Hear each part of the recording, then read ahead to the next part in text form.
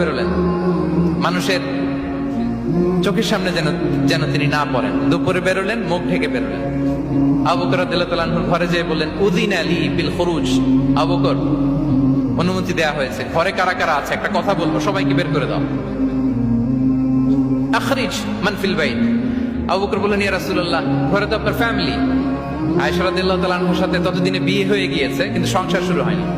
They R part of your family, আপনার সংসার, আয়েশা, আসমা। তখন তিনি আশা ফিরে পেলেন, বললেন ঠিক আছে তাহলে শোনো, উযিনা লি বিল খুরুজ, অনুমতি দেয়া হয়েছে, আমি থাকবো সাথে। রাসূল সাল্লাল্লাহু আলাইহি ওয়াসাল্লাম বললেন, হ্যাঁ তুমি থাকবে। ওই দিন রাতে ওনারা বের হলেন মক্কা থেকে মদিনা একদিকে, উনি বেরোলেন আরেক দিকে। ধরেন মক্কা থেকে মদিনার রাউট হচ্ছে এইদিকে, আমরা তো এদিকেই বেরোবো নাকি? কথা কি বুঝতেছেন? বিষ্ণু বেরোলেন কোন দিকে? এইদিকে। সুবহানাল্লাহ বললেন না? এজন্য আবেগ একটু কন্ট্রোল করতে হবে। আবেগ আর বিবেকের সমন্বয় লাগবে, প্রপার স্ট্র্যাটেজি লাগবে, ওয়েল প্ল্যানিং লাগবে। তাহলেই সেই নেতৃত্ব আবার মুসলিমদের হাতে আল্লাহ ফিরিয়ে দিবে।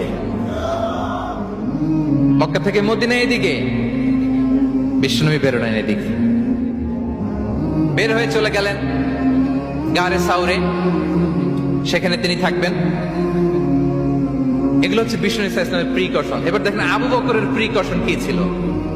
আবু বকর রাদিয়াল্লাহু প্ল্যান করলেন, বিষ্ণুনবী যেহেতু 3 দিন এই গারে সাউরে থাকতে চান, রাত্রিবেলা বের হয়ে তো ওনার অবস্থান শুরু করলেন, তাহলে 3 দিন মক্কায় আমাদের ব্যাপারে কি বলে, কে কি বলে, এটা আমাদের জানার দরকার আছে না নাই?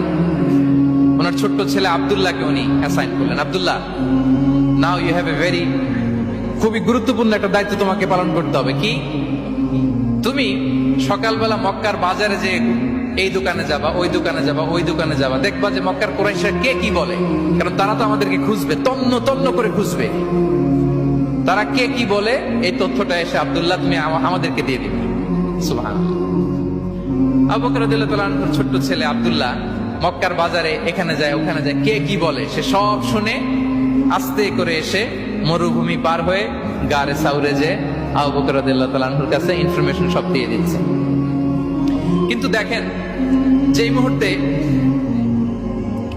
আব্দুল্লাহ তথ্য নিয়ে মক্কা থেকে গারে সাউরে আসে, আব্দুল্লাহ যখন হেঁটে হেঁটে আসে, মরুভূমির বালুর মধ্যে তার ফুটপ্রিন্ট পড়ে যায় না?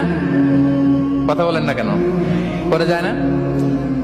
তা আবু জাহেল, উতবা, সাইবার তো বেশি কষ্ট করা লাগে না। তারা খুঁজতে খুঁজতে যখন আব্দুল্লাহর ফুটপ্রিন্ট পেয়ে যায়, ছোট্ট বাচ্চার ফুটপ্রিন্ট, এটা ফলো করলেই তো আবু বকর আর